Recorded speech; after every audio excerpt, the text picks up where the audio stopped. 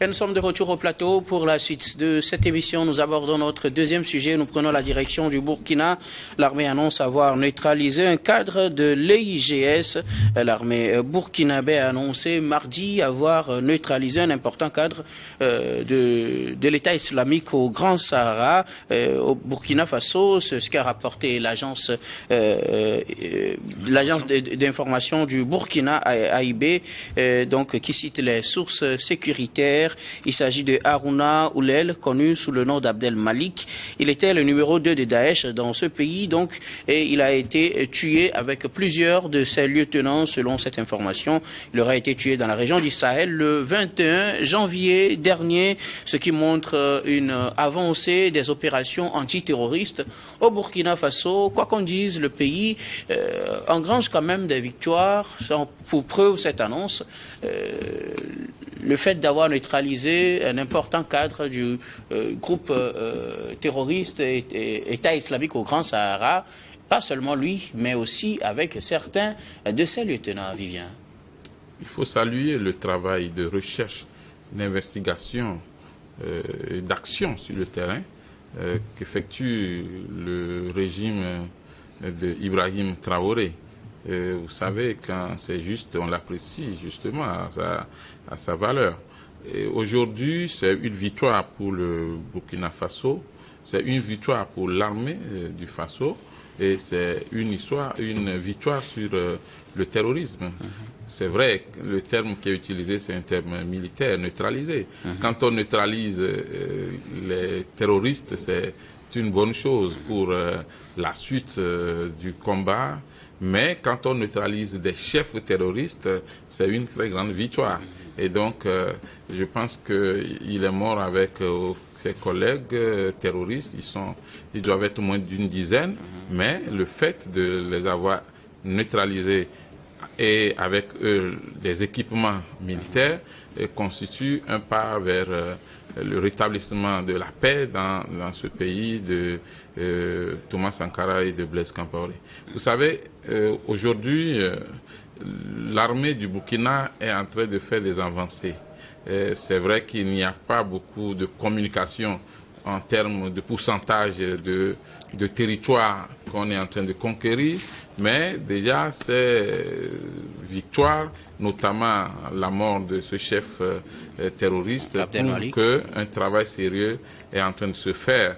Et on peut se poser la question de savoir, est-ce que maintenant que certains sont partis, je ne vais pas dire le nom, et maintenant qu'on a d'autres amitiés fortes avec d'autres puissances, est-ce qu'on n'est pas effectivement en avance sur le plan des terroristes? Parce qu'on a assisté pendant longtemps à un système qui consistait à être attaqué et à riposter, mais depuis un moment, on observe que c'est plutôt un système on va les chercher dans le retranchement. Et puis, effectivement, on essaie de leur amener la réponse qu'il faut.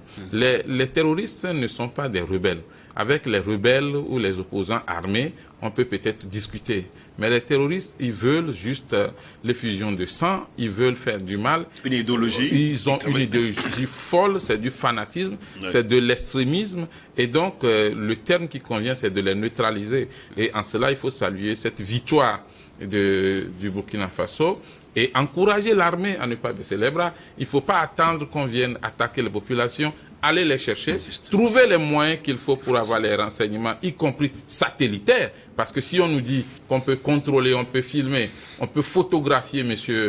Katafi dans sa salle de bain et lui envoyer les photos, autant qu'on nous photographie aussi la position des terroristes et qu'on nous aide à les traquer et que nos armées puissent les neutraliser. Merci beaucoup à vous, Emmanuel Vivien. Tommy, on reviendra peut-être à vous pour la suite du débat. Pasteur, une fois n'est pas coutume. Il le dit, si c'est bien, il faut le reconnaître. Donc, je pense que c'est ça aussi. Pasteur, l'armée du Burkina a neutralisé ce 21 janvier Abdel Malik, ce chef terroriste. Sa tête a d'ailleurs été mise à prix tout récemment, en 2023. Il coûtait normalement 150 millions de francs CFA. Et voilà, il est neutralisé avec certains de ses lieutenants. Alors nous sommes arrivés à un tournant décisif, un tournant décisif de la lutte contre le terrorisme et le recouvrement de l'intégrité territoriale des pays de l'Alliance des États du Sahel. Donc parce que ambassadeur. Non, parce qu'il faut le reconnaître que ça bouge à tous les niveaux. Que ce soit au Niger, que ce soit au Mali, que ce soit au Burkina, ça bouge. Et cela, il faut le mettre à l'actif de la diversification des partenariats et surtout, il faut le préciser, avec la coopération militaire avec la Russie de Vladimir Poutine, que je salue ici de passage, que je salue ici. Si seulement il vous suivait. Que je salue ici de passage, parce que depuis le départ des forces d'occupation, que ce soit Barkhane, que ce soit les forces de l'ONU et autres, aujourd'hui, on peut se dire être fier du travail titanesque qui se fait par les armées nationales, les armées nationales qui aujourd'hui enragent de victoire sur des victoires et surtout arriver à neutraliser des chefs terroristes qui ont longtemps semé des attaques, qui ont longtemps semé la désolation, qui ont longtemps décimé, incendié, tué les populations dans le nord, au nord de Burkina. Donc je pense bien quand même que... Dans la région du Sahel surtout. Dans la région du Sahel. D'ailleurs, c'est le nom de leur truc, EIGS, État islamique du Grand Sahara. Du Grand Sahara. Donc, aujourd'hui, c'est une victoire précieuse qu'il faut saluer. Parce que quand vous le prenez comme ça, c'est dans la zone, c'est des gens qui œuvrent dans la zone, qui ont longtemps décimé les populations. Donc aujourd'hui, un travail qui se fait. Et nous pensons quand même que ce qui a lieu aujourd'hui, comme Tommy l'a dit tout à l'heure, il faut toujours aller. Il faut aller à leur recherche. Il faut aller à leur dernier retranchement, les traquer pour libérer, pour recouvrir l'intégralité des territoires qui ont longtemps été sous la domination de ces terroristes. Donc, l'assassinat de ce chef terroriste, Abdel... Sa neutralisation. En termes militaires, sa neutralisation avec les lieutenants. Quand vous voyez un peu l'image, vous suivez un peu l'image, c'était pour dire que ils étaient en train de programmer avec cette cohorte des motos, des véhicules, des pick-up qui se rassemblaient pour pouvoir recevoir des instructions du chef et sans savoir quand même que les dispositions satellitaires les surveillaient jusqu'à mettre les feux, jusqu'à déclencher de feux sur eux. Donc c'est une très bonne nouvelle et je pense que cette zone va commencer par se libérer et le terroriste, non seulement au Burkina, mais dans la zone du Grand Sahara et même pourquoi pas aussi au Togo, parce que c'est les mêmes, c'est une chaîne. C'est le même groupe. C'est le même groupe qui sème la désolation dans ces pays et donc bravo aux forces de l'armée burkinabé. Bravo à ce travail qui se fait, comme je l'ai dit, qui aujourd'hui, parce qu'entre-temps, on pouvait quand même neutraliser ces chefs terroristes, mais on ne savait pas pourquoi ça ne se faisait pas aujourd'hui avec cette nouvelle alliance, avec cette nouvelle forme de coopération. Les choses sont en train de bouger et je pense que notre prière, c'est que très bientôt, que le système terroriste, le terrorisme soit derrière nous et que cette partie de l'Afrique puisse recouvrer vraiment de son indépendance, de son intégrité. C'est une bonne chose. Une fois encore, bravo au capitaine Ibrahim Traoré qui a décidé, aujourd'hui les résultats sont là. Et que personne ne pourra dire aujourd'hui que tous ces trois militaires au pouvoir ne font pas le travail, ce pour lequel ils sont arrivés, c'est-à-dire neutraliser les terroristes et recouvrir l'intégrité de ces trois pays. Pourquoi pas? Le Togo aussi, c'est très important parce que le nord du Togo aussi est victime du terrorisme et donc... On en parlera tout à l'heure, c'est notre on en parlera pour le dernier sujet. Donc merci aux forces armées burkinabées. Robert Kossigan, côté l'armée burkinabé a annoncé avoir neutralisé ce chef terroriste dont la tête a été mise à prix il y a de cela plusieurs mois. C'était à 150 millions de francs CFA. Le voilà neutralisé avec certains de ses lieutenants. Oui, ça c'est la marque Ibrahim Traoré. Il a dit, il a fait et il continue de le faire. Aujourd'hui, la puissance militaire de Burkina Faso n'est pas la même chose que dans le temps. La différence est là. Aujourd'hui, les moindres mouvements terroristes sont toujours repérés par les satellites de l'armée de l'air. Et une fois repérés, l'attaque hier, comme en football on dit, la meilleure défense est la meilleure attaque. Ils vont chercher les terroristes dans leur retranchement. Même celui qui fut neutralisé la fois dernière était en mouvement. Hein. Il était en mouvement puisque paraît-il qu'il est spécialisé dans l'attaque des convois militaires. Donc, il entraîne aussi les nouveaux recrues. Et donc, il était en mouvement quand l'armée de l'air l'a repéré par ses satellites. Aussitôt repéré, aussitôt il y a eu une action forte contre lui. Et donc, il y a laissé sa vie avec 4 autres, avec un important lot d'armement et tout. Et donc, moi, je dis, Ibrahim Traoré, c'est vrai qu'aux Zambiennes, la valeur n'atteint pas le nombre des années.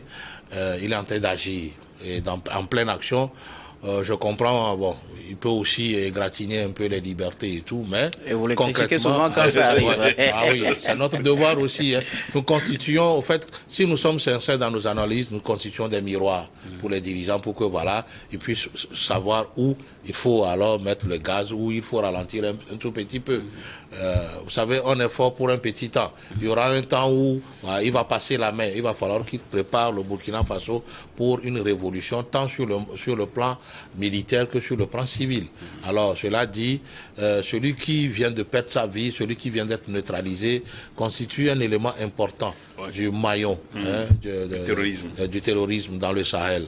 Voilà qu'il est abattu. Maintenant, quand je vois un peu, quand on met ensemble les efforts que consentent les dirigeants du Niger, du Mali et du Burkina Faso, il reste que l'Union africaine demande instamment à la Russie alors de faire quelque chose pour alors faire régner la paix et la sécurité en Libye. Parce que le problème vient de là. Ceux qui, alors, sont en train d'être combattus ici, se réarment et puis prennent alors l'approvisionnement en armes, en munitions et tout. Ça vient de là. Donc, il faut aller couper le terrorisme à la source. Parce que, vous savez, moi, je dis, c'est Siyaba, l'OTAN et Nicolas Sarkozy nous ont créé ce problème-là. C'est pour mettre en difficulté notre sous-région.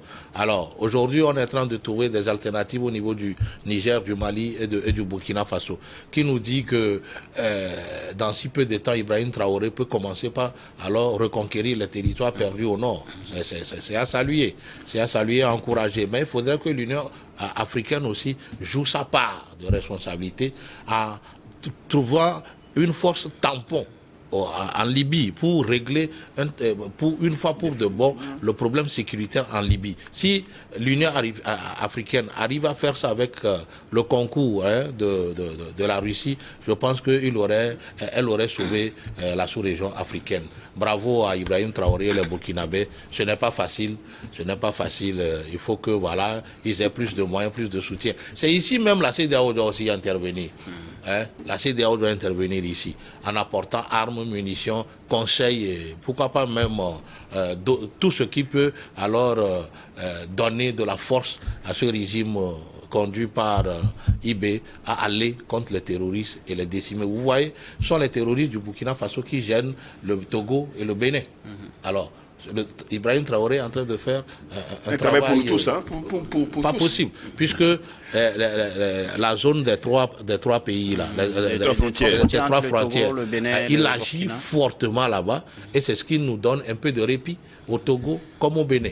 Alors bravo à lui et que voilà, Dieu lui donne. Et que la CEDEAO salue cette victoire. Mais non seulement saluer, mais encourage, encourage et donne les moyens. Donne les moyens. Parce que, vous savez, le bon enseignant ou le bon père, c'est celui-là qui réprime et qui donne à manger à l'enfant. Et le soutien. Le soutien. Donc moi j'ai dit, la CEDEAO ne doit pas être seulement là pour corriger les fautes ou pour dénoncer des choses, mais il doit aussi appuyer ce régime-là qui se bat bien. Alors, vous évoquiez tout à l'heure la Russie, à laquelle vous supposez que l'Union africaine doit faire appel pour aller stopper le mal. En Libye, on sait que depuis un moment, ces 3 pays que vous venez de citer, Burkina, Mali et récemment le Niger, se sont tournés vers justement la Russie. Le Tchad a eu une rencontre avec la Russie. On en parlera dans notre 3e sujet. La Russie, ou bien l'arrivée de la Russie dans ces pays où ça montait en puissance, parce qu'on sait que ces pays entretenaient quand même des relations avec la Russie, est-elle signe d'espoir pour les populations de ces régions et pour ces armées? Je voudrais bien commencer par vous, Vivien, parce que vous aviez d'abord quelque chose à dire. Non, d'abord, sur la question directement, la Russie avait une coopération dans plusieurs domaines avec plusieurs pays africains, notamment sur le plan agricole. Sauf que on nous a envoyé des tracteurs qui n'étaient pas adaptés à nos sols. Et donc, depuis le départ de la France dans beaucoup de pays, on a essayé de relancer les relations, la coopération militaire avec la Russie. Et c'est vrai que cela donne des résultats probants, des résultats palpables, et il faut saluer cela. Mais au niveau de d'autres organisations supranationales, l'UA, l'Union africaine, il serait difficile de commettre les mêmes erreurs que de tendre la main vers la Russie pour une coopération globale. Je pense que les pays qui sont souverains ont déjà des collaborations, des coopérations bilatérales avec la Russie. Au niveau supranational, on peut juste garder les liens d'amitié. Moi, je n'aime pas trop quand on me parle du sommet Afrique-Russie, du sommet Afrique-Israël, du sommet Afrique-France, comme si l'Afrique était un seul pays avec l'Afrique-Turquie qui discutait avec les autres pays. Pourquoi un seul pays va discuter avec tout un continent et au moins au niveau de la dénomination? Le Togo l'avait tenté, un sommet Togo-Union européenne entre-temps. Oui, mais même si ce n'est pas le même format. Au moins au niveau de la dénomination, on pourrait trouver autre chose. Je ne sais pas, sommet entre la Russie et les pays africains, c'est mieux que sommet Russie-Afrique, puisque on essaie de résoudre l'Afrique à pratiquement un pays. Alors, sur le plan sécuritaire, nos armées qui sont en lutte contre le terrorisme ont des besoins spécifiques. Ce que nous avons présentement nous permet de nous défendre, mais il faut avoir la capacité aussi de prévenir et de prévoir. Aller au-delà des ripostes, il faut aller traquer le terrorisme dans tous les recoins, partout où il se cache. Si les États-Unis ont pu trouver Ben Laden dans les fins fonds des montagnes d'Afghanistan, pourquoi on n'arrive pas à trouver les terroristes qui sont dans nos pays, les terroristes qui sont dans des reliefs pas trop compliqués comme les reliefs d'un pays comme l'Afghanistan ou encore le Pakistan? Je crois que nous devons plutôt reposer le problème et faire un forum ou un colloque africain sur la lutte contre le terrorisme et l'apport de la communauté internationale. Discuter pour que les pays soient dotés de plus de moyens et de moyens sophistiqués. Parce que on a comme l'impression que les terroristes eux-mêmes, ils ont des usines de fabrication des armes, ce qui n'est pas réel. Les terroristes arrivent à d'abord récupérer des armes, des armées régulières, mais les terroristes sont nourris aussi par des forces invisibles, mais qui ne resteront pas invisibles éternellement. Du moment où on a commencé par neutraliser les chefs de ces terroristes, on a commencé par neutraliser une grande partie de ces terroristes, les vérités vont commencer par sortir puisqu'on tombe sur des documents. On tombe sur des plans, on tombe sur des équipements. Donc aujourd'hui, la question de la lutte contre le terrorisme incombe à tous les pays. Si vous prenez le Togo, par exemple, il y a un travail sérieux qui est fait à la frontière pour éviter les incursions. Parce que ce qu'ils faisaient, ils sont souvent dans le Burkina Faso, ils viennent faire les attaques, ils retournent.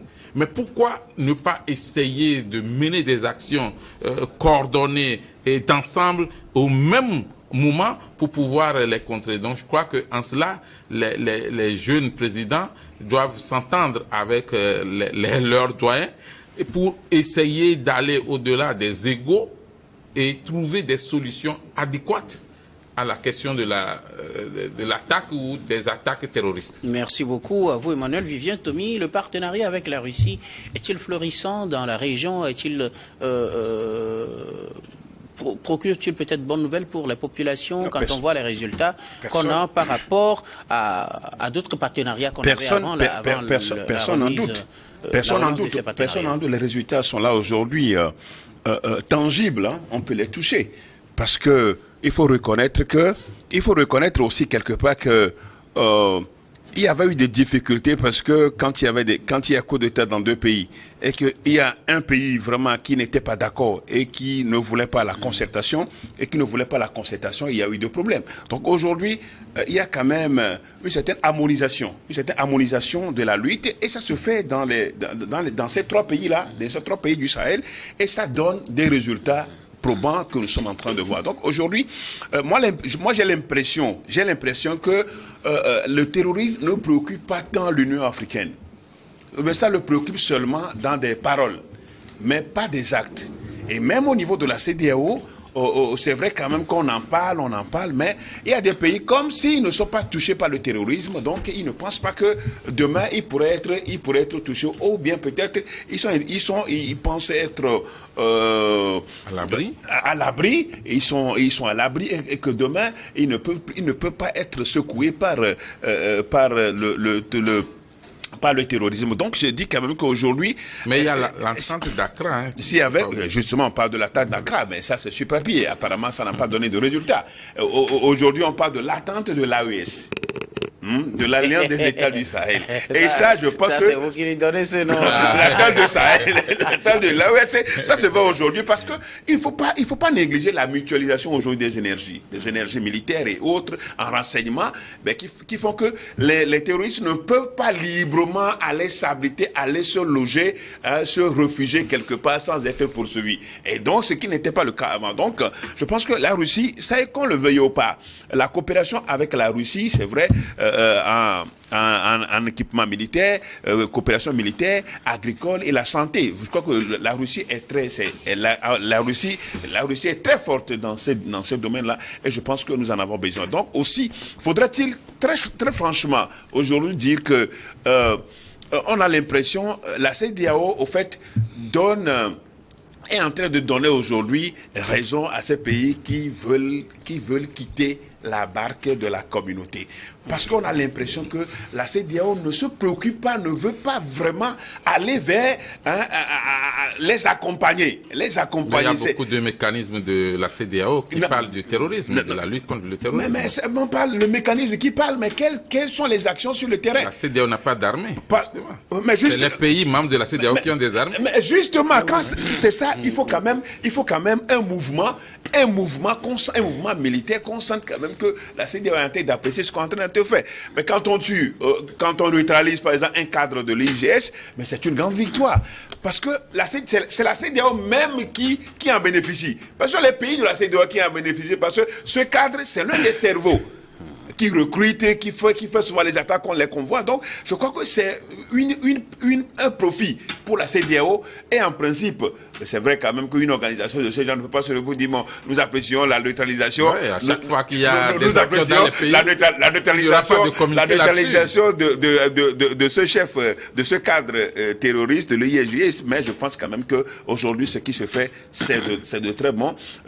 C'est à apprécier. Et moi, je le dis une fois encore, le partenariat militaire, la coopération militaire avec la France n'a pas servi à grand chose. C'est vrai quand même qu'il y a des formations. Il y a certains de nos officiers des armées qui se sont formés en France, mais est-ce qu'ils n'ont pas gardé le même logiciel de la France-Afrique, le logiciel de la domination? Et donc aujourd'hui, avec la Russie, ça se perd. Ça se voit sur le terrain. Et ça vraiment, il faut l'apprécier. Je crois que même nos mamans dans les communautés à la base savent aujourd'hui quand même qu'il y a un tournant dans la coopération de l'Afrique avec les autres partenaires, notamment la Russie, la Chine et autres. Donc c'est une bonne chose.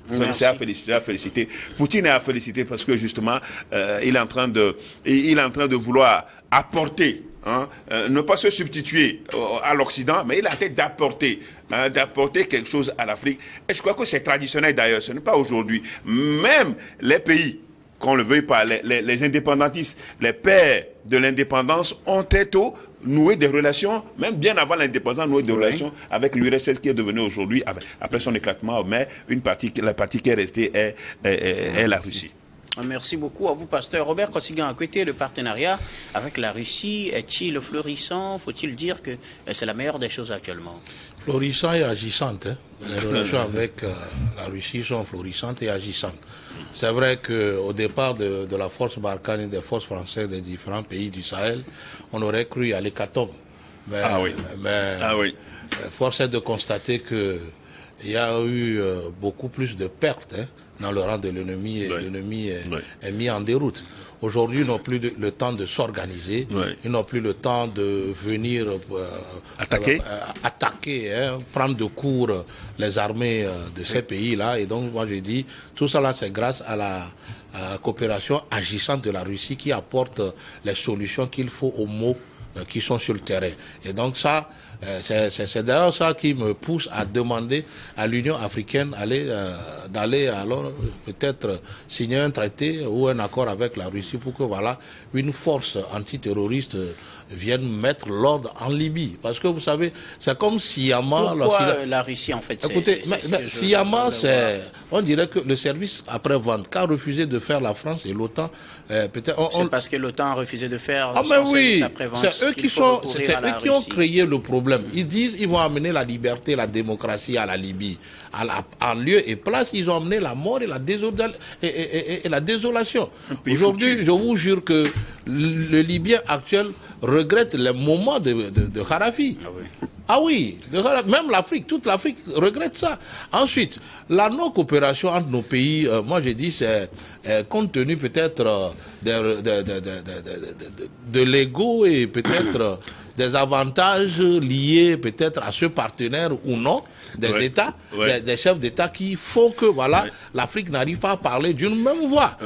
Ouais, si nous tenons compte de peut-être du patriotisme, si tout le monde veut lutter pour l'Afrique, je pense que nos chefs d'État étaient capables d'arrêter Nicolas Sarkozy dans sa folie, de vouloir détruire la Libye en mentant qu'il faut tuer, comment on l'appelle, Kadhafi. Ils se sont tués.